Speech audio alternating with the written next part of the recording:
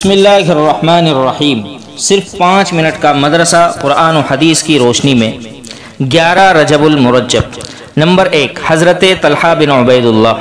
حضرت طلحہ بن عبید اللہ کا شمار بھی ان 10 لوگوں میں ہوتا ہے جن کو رسول اللہ صلی اللہ علیہ وسلم نے دنیا ہی میں جنت کی خوشخبری سنا دی تھی۔ آپ اسلام لانے والوں میں اولین سابقین میں سے ہیں۔ غزوہ بدر کے علاوہ تمام غزوات میں شرکت فرمائی۔ آپ کو بیعت رضوان کا بھی شرف حاصل ہے۔ جنگ احد کے دن جب دشمنوں نے رسول صلی اللہ علیہ وسلم کو اپنے تیروں کا نشانہ بنا رکھا تھا، اس وقت حضرت طلحہ نے ہی اپنے جسم کے ذریعے آپ صلی اللہ علیہ وسلم کی حفاظت کی، جس کی وجہ سے ان کا ہاتھ شل ہو گیا۔ ایک مرتبہ رسول اللہ صلی اللہ علیہ وسلم نے فرمایا، جو شخص زمین پر چلنے والے کسی شہید کو دیکھ کر خوشی حاصل کرنا چاہے تو وہ طلحہ بن عبید اللہ کی زیارت کر لے۔ حضرت طلحہ رضی اللہ تعالی عنہ سن 36 ہجری میں جنگ جمل میں شہید ہوئے۔ نمبر 2، بارش میں قدرتی نظام۔ اللہ تعالیٰ بادلوں کے ذریعے اتنی بلندی سے بارش برساتے ہیں کہ اگر وہ اپنی رفتار سے زمین پر گرتی تو زمین میں بڑے بڑے گڑھے ہو جاتے اور تمام جاندار، حیوانات، پیڑ پودے، کھیتی باڑی سب فنا ہو جاتے، لیکن اللہ تعالیٰ نے فضا میں اپنی قدرت سے اتنی رکاوٹیں کھڑی کر دی ہیں کہ تیز رفتار بارش ان سے گزر کر جب زمین پر آتی ہیں تو انتہائی دھیمی ہو جاتی ہے، جس سے دنیا کی تمام چیزیں تباہ و برباد ہونے سے محفوظ ہو جاتی ہے۔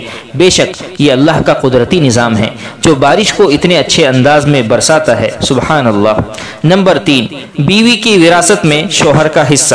قرآن میں اللہ تعالیٰ فرماتا ہے، تمہارے لیے تمہاری بیویوں کے چھوڑے ہوئے مال میں سے آدھا حصہ ہے جبکہ ان کی کوئی اولاد نہ ہو، اور اگر ان کی اولاد ہو تو تمہاری بیویوں کے چھوڑے ہوئے مال میں 1/4 حصہ ہے۔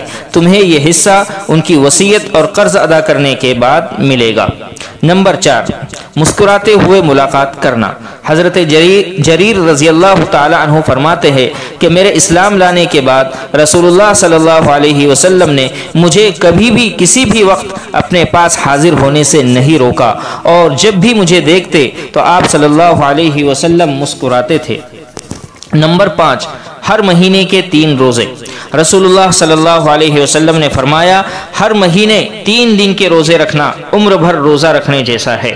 نمبر 6، مومن پر تہمت لگانا۔ رسول اللہ صلی اللہ علیہ وسلم نے فرمایا، جو شخص اپنے مومن بھائی کو منافق کے شر سے بچائے تو اللہ تعالیٰ قیامت کے دن ایسے آدمی کے ساتھ ایک فرشتے کو مقرر کر دے گا جو اس کے بدن کو جہنم سے بچائے گا، اور جو آدمی مومن بھائی پر کسی چیز کی تہمت لگائے جس سے اس کو ذلیل کرنا مقصود ہو تو اللہ تعالیٰ اس کو جہنم کے پل پر روک دے گا یہاں تک کہ وہ اپنی کہی ہوئی بات کا بدلہ نہ دے دے۔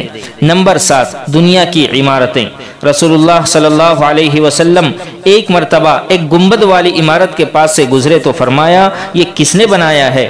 لوگوں نے بتایا کہ فلاں شخص نے، تو فرمایا، قیامت کے دن مسجد کے علاوہ ہر عمارت صاحب عمارت کے لیے وبال ہوگی۔ نمبر 8، اہل جنت کی نعمتیں۔ قرآن میں اللہ تعالیٰ فرماتا ہے، قرآن پر عمل کرنے والوں کے لیے ہمیشہ رہنے والے باغات ہیں جن میں یہ لوگ داخل ہوں گے، وہاں ان کو سونے کے کنگن اور موتی پہنائے جائیں گے، وہاں ان کا لباس ریشمی ہوگا۔ نمبر 9، بیماری سے بچنے کی تدبیریں۔ رسول اللہ صلی اللہ علیہ وسلم نے فرمایا، برتنوں کو ڈھانک دیا کرو اور مشکیزے کا منہ باندھ دیا کرو، کیونکہ سال میں ایک ایسی رات آتی ہے جس میں وبا اترتی ہے، پس جس برتن یا مشکیزے کا منہ کھلا رہتا ہے وہ اس میں اتر جاتی ہے۔ نمبر 10، قرآن کریم کی نصیحت۔ قرآن میں اللہ تعالیٰ فرماتا ہے، تم عورتوں کو ان کے مہر خوش دلی سے ادا کر دیا کرو، ہاں اگر وہ عورتیں اپنی خوشی سے اس مہر میں سے کچھ تمہارے لیے چھوڑ دیں تو اس کو لذیذ اور خوشگوار سمجھ کر کھا لیا کرو۔